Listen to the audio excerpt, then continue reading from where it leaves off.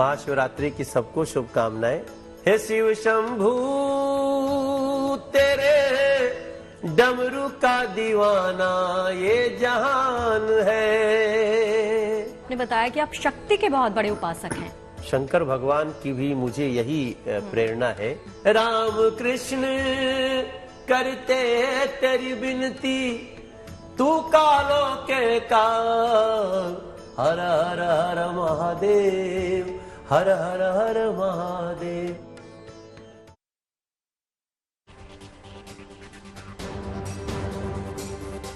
नमस्कार, good news today में स्वागत है आप सभी का। मैं हूं आपके साथ शगुफ्ता साहिल देव। देखिए, आज मेरे बगल में एक ऐसी शख्सियत बैठे हैं जो किसी भी इंट्रोडक्शन के मोहताज नहीं है। नाम है इनका मनोज तिवारी। भारतीय राजनीति का एक जाना माना चेहरा है, भोजपुरी फिल्मों के सुपरस्टार हैं, संगीतकार और निर्देशक भी हैं। जितनी आपकी तारीफ की जाए उतनी कम होगी। लेकिन आज देखिए, भगवान शंकर का दिन है, भोलेनाथ को याद करने का दिन है। और अगर आप उनको याद करना चाहें तो किन शब्दों में याद करेंगे? महाशिवरात्रि की सबको शुभकामनाएं। और मैं तो ऐसे याद करता हूँ, एक गीत हमारा नया आने वाला है, उसकी 2 लाइनें आज सुनाऊंगा मैं। ओ शिवा शिवा मेरे शिवा, कोई नहीं तेरे सिवा। शिवा शिवा मेरे शिवा, कोई नहीं तेरे सिवा। हे शिव शंभू तेरे डमरू का दीवाना ये जहान है।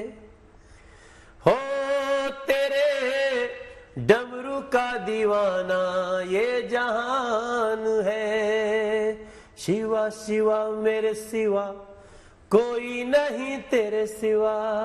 बहुत सुंदर। जब मैंने इंटरव्यू आपसे शुरू किया तो आपने बताया कि आप शक्ति के बहुत बड़े उपासक हैं। देखो, मैं शंकर भगवान की भी मुझे यही प्रेरणा है कि शक्ति की उपासना करो। और मैं कोई दो राय नहीं, मैं भगवती का उपासक हूँ। और जीवन में भी जब मैंने गीत वगैरह गाए तो हमने शुरुआत यहीं से किया कि बाड़ी शेर पर सवार रूपवा मनवा मोहत बा। हाथ में त्रिशूल गरवा सोनवा के हार रूपवा मनवा मोहत बा। बाड़ी शेर पर सवार रूपवा मनवा मोहत बा। दुर्गा मैया के चरणन में विनती बारंबार रूपवा मनवा मोहत बा। शिव शक्ति के दरबार रूपवा मनवा मोहत बा। शक्ति जो भगवान शिव ने भी कहा, जिन्ना जाने कितने जन्मों तक वो माँ गौरा के लिए, पार्वती के लिए कितनी तकलीफें झेली, कितनी कहानियां हैं। तो मैं माँ का गीत गाते गाते यहाँ पहुंचा हूँ। लेकिन शक्ति के गीत गाते हुए भी मैं शिव और शक्ति के महत्व को समझता हूँ।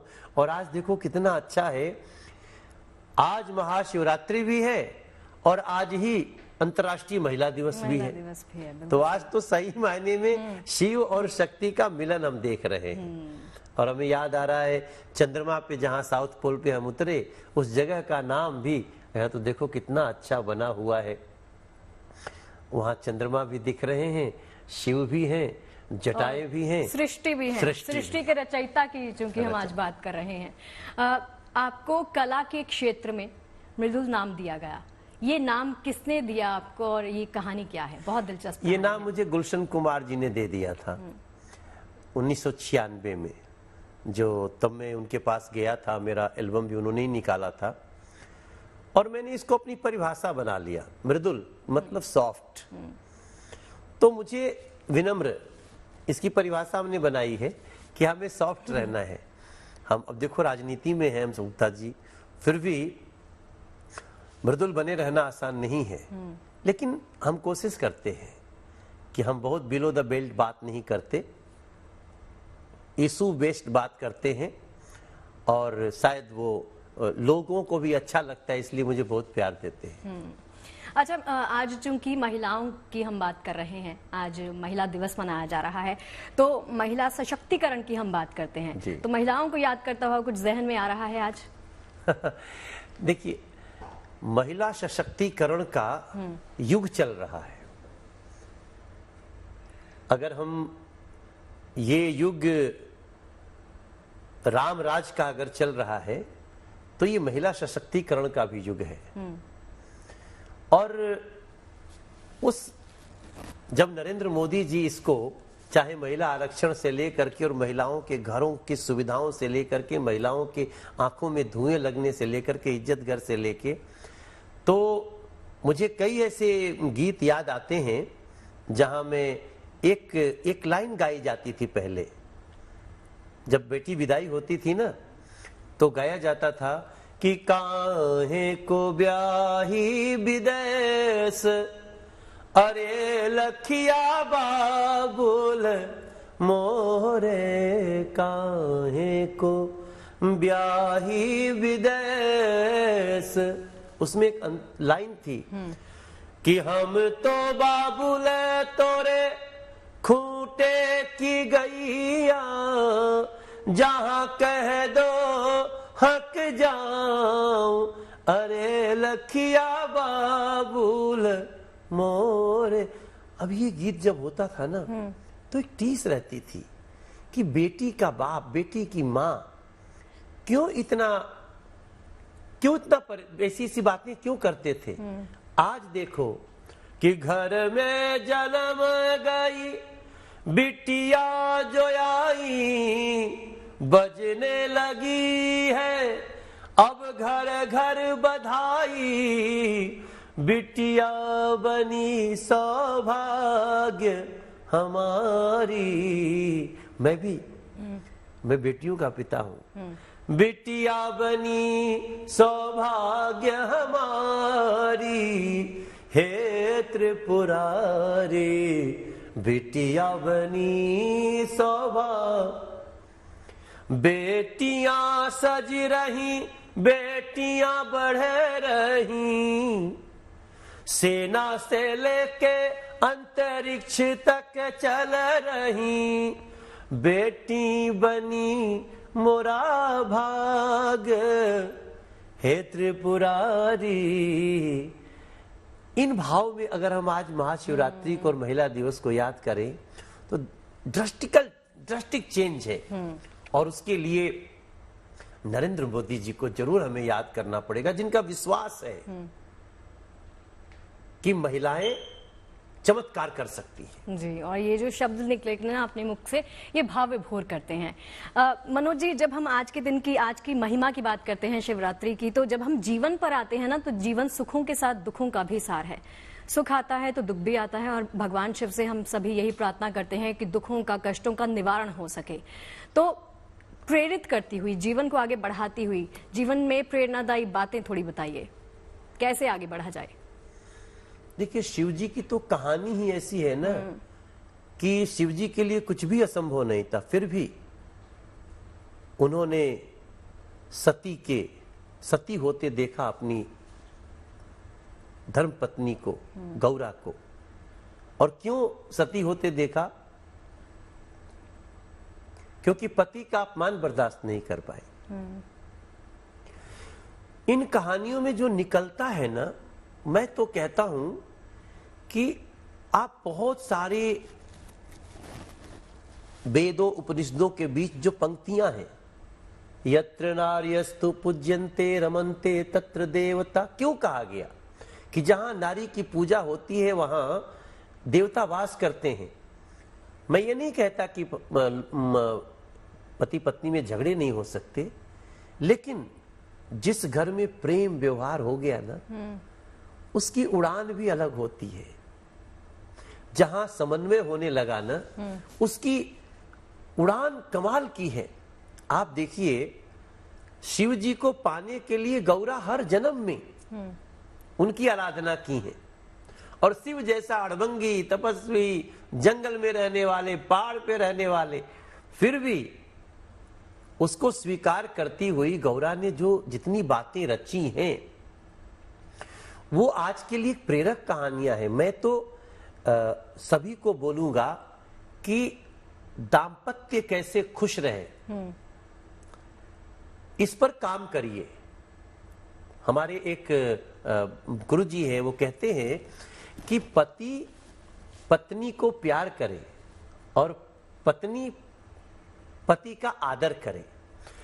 दोनों में प्यार छुपा है, आदर में भी प्यार है और प्यार में भी आदर है। लेकिन जिस दिन कर लिया ना, ये महाशिवरात्रि सफल होगी, परेशानियों की कई हल होगी। जो छोटी समस्याएं बनती हैं, शिव शक्ति में जाओ संबल होगी। क्या बात है, बहुत ही सुंदर। हम जब भी मनोज जी भगवान शिव की बात करते हैं तो कहते हैं कि भोलेनाथ बहुत सरल हैं, उनका स्वभाव बहुत सरल है। और आज जब हम भगवान शिव के मंदिर में जाते हैं तो चाहे उनको माटी भी अर्पित कर देंगे तो भगवान शिव ऐसे हैं कि प्रसन्न हो जाएंगे। उनको लड्डू नहीं चाहिए, उनको कोई गहने नहीं चाहिए, उनको कोई ऐसी चीज नहीं चाहिए जिनसे भक्तों को लगता है कि ज्यादा चढ़ावा होगा तभी भगवान प्रसन्न होंगे। सरलता से अगर आप मन के माध्यम से उनको याद भर कर लेते हैं, भाव अगर आपका शुद्ध है तो भगवान तो वैसे ही प्रसन्न हो जाएंगे। भाव में ही भगवान है। और संसार की देखो, वैसे तो ठीक है, बहुत सारी पद्धतियां हैं, शास्त्रीय पद्धति है, हमारे यहाँ तो शास्त्रीय गायन भी है, उपशास्त्रीय गायन भी है और लोक गायन भी है। लेकिन सबसे ज्यादा तो चर्चित लोक गायन हो गया। शास्त्र का अपना महत्व है, लेकिन मैं तो कहूंगा कि जो भाव अगर नहीं है तो आप भगवान को नहीं पा सकते। शबरी ने कैसे बुला लिया कितना दूर से।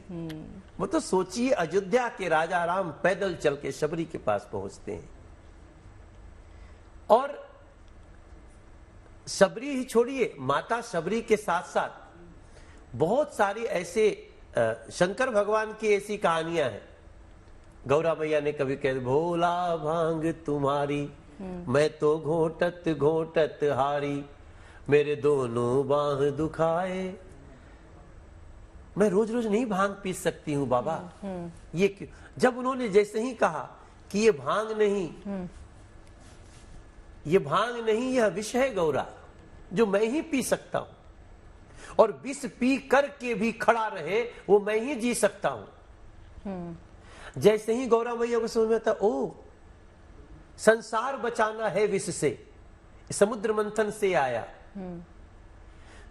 उसको देखकर ना जाने सृष्टि को कितना है डराया, तो वो मैं पी रहा हूं। तो अब लोग क्या कहते हैं, शिव जी ने विष पी लिया, शिव जी भांग खाते। वो भांग नहीं है, वो दुनिया को जलाने वाला विष है।